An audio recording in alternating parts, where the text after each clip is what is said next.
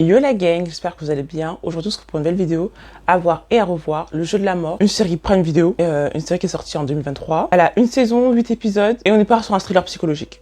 Et c'est une série coréenne. Et cette série, pépite. Alors nous avons Kim Si-young, un jeune garçon entrant dans la vie active avec un avenir prometteur. Le topo, sa vie bascule lorsque le jour, il va à un entretien d'embauche. L'entretien d'embauche sur une grosse entreprise et tout. Et en fait, avant l'entretien d'embauche, une personne meurt dans ses bras. Kim reste trauma à vie. Il ne le sait pas encore, mais sa vie va totalement basculer. Elle va prendre une autre tournure. Alors, son avenir prometteur, radieux et tout, on peut l'oublier. Oubliez-le. Là, on rentre dans une spirale. Là, les entretiens d'embauche, il n'y a jamais de retour. Il rentre dans la dépression, rien ne va et il enchaîne que les coups durs, que des galères de fou malade. Puis en fait, un jour, et là, c'était la goutte de trop, genre, il apprend une nouvelle qui fait qu'en fait, le bouc se suicide. Il a dit, c'est bon, j'en ai marre.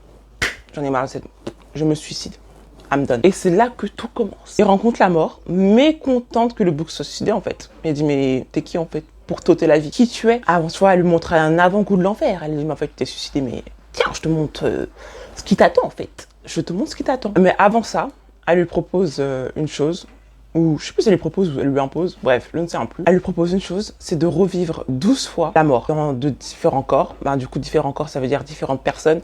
Des gens, 12 personnes qui ont totalement rien à voir. Les unes après les autres, en fait, leur vie n'a rien à voir. Ça peut être n'importe quel homme-femme, en fait, vraiment. La seule chose que vous êtes sûr, c'est qu'en fait, ces personnes-là vont mourir. Cependant, elles sont pas totalement condamnées à la mort. Elles vont mourir, mais Kim, en fait, peut changer la donne. C'est à lui de prendre les bonnes décisions, de réfléchir, de savoir comment il peut éviter, en fait, comment il peut éviter.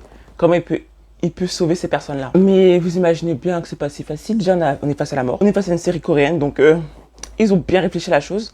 Ah oui, et je vais te préciser aussi que la série est inspirée d'un webtoon en fait, de base, de chez la base. Pour revenir à mes moutons, nous avons en face de nous en fait un jeune homme hyper têtu, qui n'écoute pas, qui se croit vraiment tout permis, littéralement. La mort lui explique les choses, mais il est tellement matrixé qu'en fait il n'écoute pas ce qu'on lui dit. Donc en fait ça fait qu'en fait, c'est-à-dire la mort le punit, mais en fait non, c'est carrément lui qui s'auto-punit en fait, parce qu'il n'écoute pas ce qu'on lui dit. Et surtout, il n'apprend pas de ses erreurs. Franchement, c'est un personnage, je trouve, très irritant, parce que tu dis mais là gros.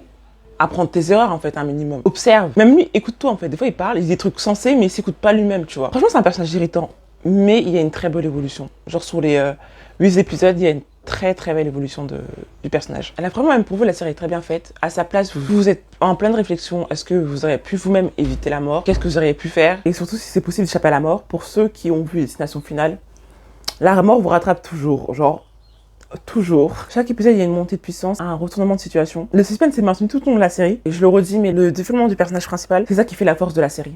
Franchement, il y a vraiment une très belle évolution. La série, elle critique subtilement les dérives de notre société d'aujourd'hui. Et maintenant que vous êtes arrivé jusqu'à là, le plus gros plot twist en fait qu'il a, c'est que dans les chaque personnage que prend Kim, enfin chaque personne que réincarne Kim, en fait, elles ont tout un lien. Elles sont vraiment toutes différentes, mais en fait, finalement, tout se relie.